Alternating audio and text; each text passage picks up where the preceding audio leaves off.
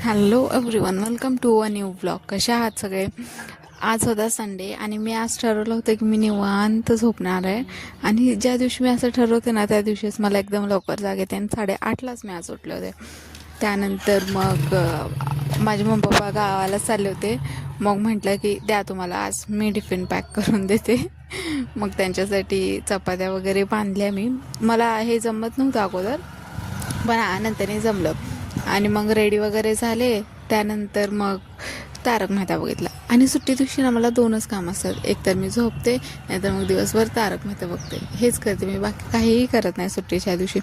मग बोर झाल्यानंतर जरा वेळ बाहेर जाऊन बसले, सगळ्यांसोबत बोलले वगैरे. मग बोर होत होतं म्हणून मेघा म्हटली थांब, आम्ही नवीन कुत्रा पाळले ते आणते. मग तिने ते आणली दाखवायला. क्यूट आहे ना, खरंच खूप छान आहे. एवढं ऊन आहे सोलापुरात तरी आम्ही बोंबलत हिंडायचं काय सोडत नाही आहे. मग नंतरने मला ना अचानक असं पास्ता खायची क्रेविंग झाली होती. मग म्हटलं ठीक आहे, चल सगळं अवेलेबल आहे तर बनवूयात. मग पास्ता बनवला होता, खूप छान होता. आणि परत काय करू म्हणून मग म्हटलं ठीक आहे, चल परत तारक मेहता बघितला. आणि हा वाला एपिसोड ना खूप कॉमेडी होता. मग आज माझ्या भावाचा बड्डे होता, तर केक वगैरे कट करून घेतला. सो असा होता माझा आजचा दिवस. बाय.